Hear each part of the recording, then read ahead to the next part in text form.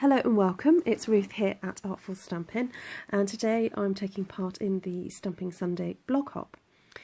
So for this challenge this month, we were given the choice of our favourite DSP or some embellishments, whatever we thought was our favourite.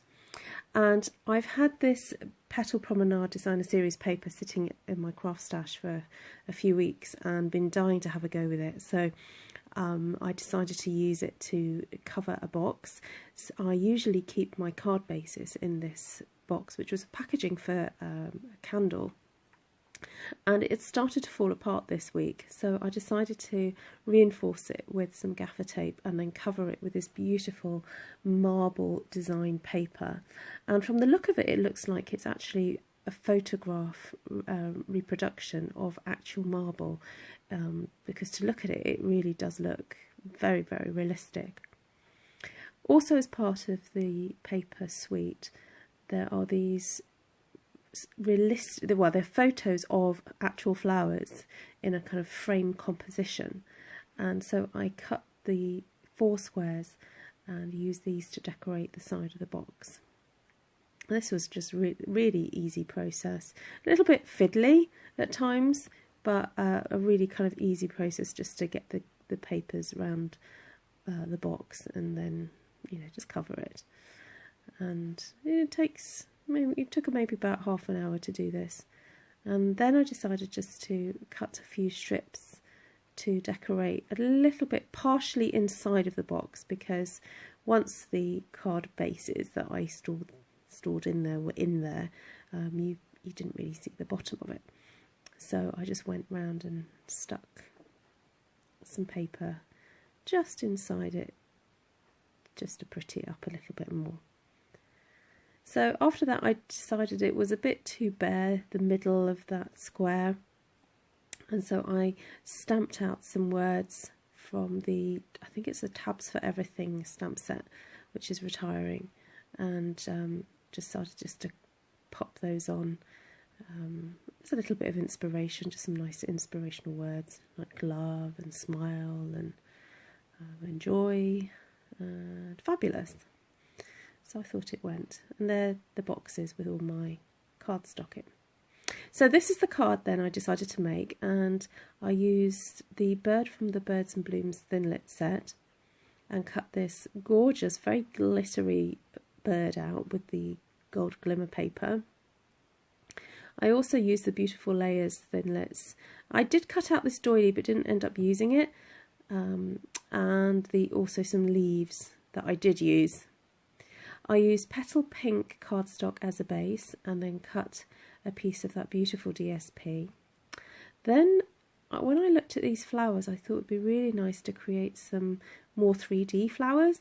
So I cut a spiral into what was an actual photograph of a flower, and then just sort of trimmed off the bits that were kind of poking out before getting my tweezers and rolling them up into very simple rolled up flowers.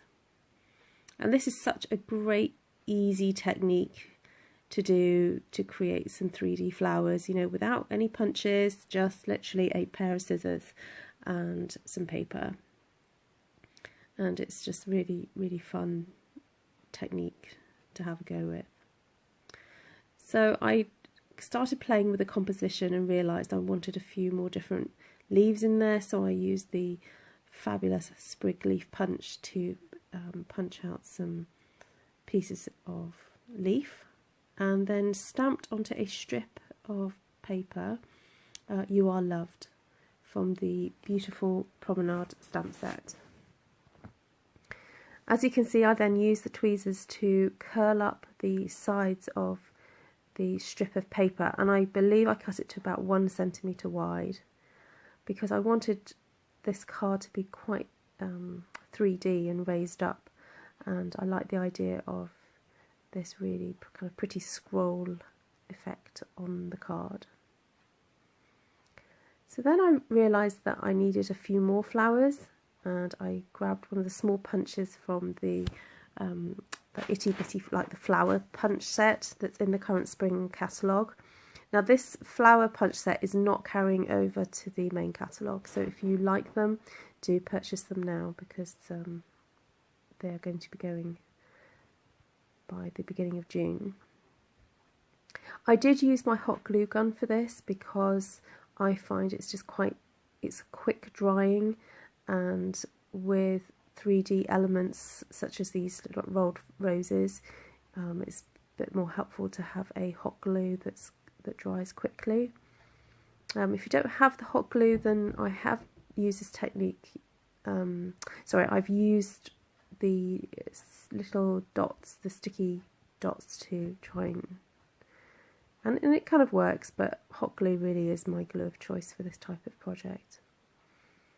So here I am just assembling all the different little elements, the little leaves and the flowers, and I separated some of that gorgeous white kind of flax ribbon, and then got some of the metallic gold and the metallic rose pink thread and wrapped that up in my hands and put a blob of hot glue onto my silicone mat and folded my silicone mat over just to hold it into place. Now I find that this is really helpful just to have all the threads kind of stuck together so that you're not having to worry about them falling apart when you're actually placing it onto the card. And so I just peeled back one of those leaves and shoved the kind of the whole glued end of the threads and hid it underneath that leaf. So then I just carried on sticking more of those little flowers and the leaves and the rose, the rolled rose, and then I decided I needed a little sort of peak of gold of the leaf, these little leaves, and so I punched out one of those sprigs, and as you can see I'm just cutting up, I'm getting 4 little kind of leaf elements from there to stick behind the flowers that I stuck down on that wreath. So I forgot to say actually that the wreath was cut out from one of the sheets of DSP. There is this beautiful kind of collection of frames made from the photographs of real leaves. Whoever designed this paper, did a fantastic job, and it's just so pretty. So there's the little gold bird, and then my little rolled scroll effect, and I really love how this turned out. The card is very much 3D and will need to be sent in a box or given in a box. So I realised that there needed to be a few more little flowers just tucked in, and also the little flowers are great for just hiding maybe some glue bits that are sticking out. And I love these pearls, they are such a beautiful colour, and normally I wouldn't put green at the centre of flowers, but they just seem to go just well, so I used up the green pearls to do this.